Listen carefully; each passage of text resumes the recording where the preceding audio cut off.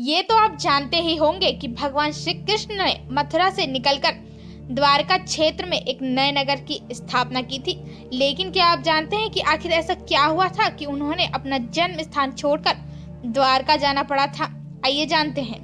हमारे देश में कई सारे प्रसिद्ध मंदिर हैं और करोड़ों लोगों की आस्था इनसे जुड़ी हुई है।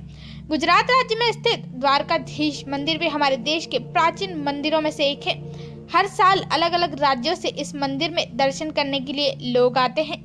द्वारकाधीश मंदिर श्री कृष्ण को समर्पित है और यह मंदिर हजारों साल पुराना है। यह मंदिर अपनी शिल्पकारी के लिए बहुत लोकप्रिय है। ऐसा कहा जाता है कि 5000 साल पहले मथुरा को छोड़ने के बाद भगवान श्री कृष्ण ने द्वारका नगरी को बसाया था और बाद में द्वारका नगरी ही श्री कृष्ण का निवास स्थान हुआ करती थी।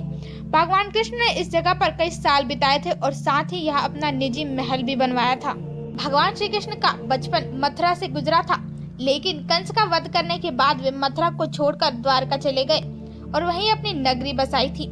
ऐसा कहा जाता है जब कंस का वध हो गया था तब कंस का रिश्तेदार जरासंध था, जो कि बहुत शक्तिशाली था।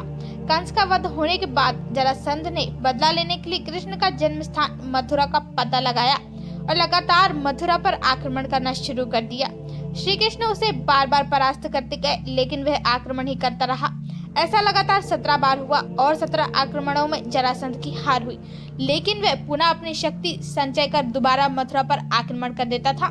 बार बार आक्रमण होने की वजह से मथुरा के वासियों को नुकसान होने लगा। इसके बाद भगवान श्री कृष्ण ने समस्त यदुवंशियों के साथ मथुरा छोड़ने का फैसला लिया, क्योंकि कृष्ण यह जानते थे कि जरासंध की मृत्यु उनके हाथों नहीं लिखी है।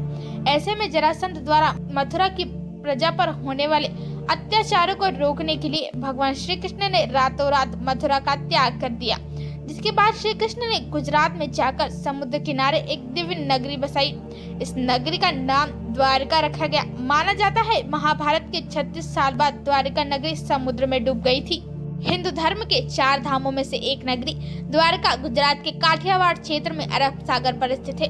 द्वारका का बड़ा ही ऐतिहासिक और पौराणिक महत्व है। माना जाता है द्वापर युग में आधी द्वारका समुद्र में डूब गई थी और आज भी द्वारका समुद्र में अनेकों रहस्य को अपने अंदर समेटे हुए है। ऐसी पौराणिक कथा प्रचलित है कि गांधारी ने श्री कृष्ण को श्राप दिया था। वैज्ञानिकों के अनुसार जब हिमयुग समाप्त हुआ तो समुद्र का जल स्तर बढ़ा और उसमें देश दुनिया के कई तटवर्ती शहर डूब गए। द्वारका भी उन शहरों में से एक थी, लेकिन सवाल ये उठता है कि हिमयुग तो आज से 10,000 साल पहले खत्म हो गया था।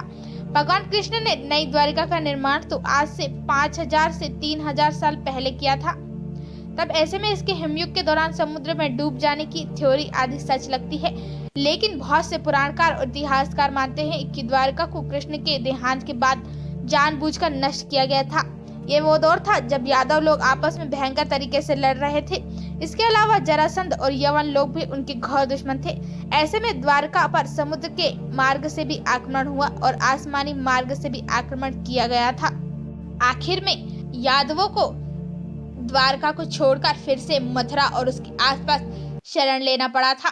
द्वारकाधीश मंदिर, जिसे जगत मंदिर के नाम से भी जाना जाता है, यह मंदिर चालुक्य की शैली में बना हुआ है। यह मंदिर भगवान श्री कृष्ण को समर्पित है। द्वारका नगरी का इतिहास महाभारत में द्वारका साम्राज्य के समय का है। यह मंदिर 5 मंजिला है। यह मंदिर चूना पत्थर और रेत से निर्मित अपने आप में भव्य और अद्भुत मंदिर है। माना जाता है कि 22 साल पुरानी वास्तुकला उनके पोते वज्रनाभ द्वारा बनाई गई थी, जिन्होंने इसे भगवान कृष्ण द्वारा समुद्र से प्राप्त भूमि पर बनाया था। मंदिर के अंदर एक और मंदिर स्थित है। मंदिर के अंदर और भी मंदिर है जो सुभद्रा, बलराम, रेवती, वासुदेव और रुक्मणी को समर्पित है। द्वारका में स्थित नागेश्वर मंदिर भारत के 12 ज्योतिर्लिंगों में से एक है। ये गुजरात के सौराष्ट्र के तट पर गोमती और द्वारका और बेट द्वारका द्वीप के बीच मार्ग पर स्थित है। यहाँ के मुख्य देवता भगवान शिव हैं, जिन्हें नागेश्वर महादेव के नाम से जाना जाता है। शिव पुराण के अनुसार जो लोग नागेश्वर ज्योतिर्लिंग में प्रार्थना करते हैं वे सभी विषों, सांपों के काटने और सांसारिक आकर्षण से मुक्त हो जाते।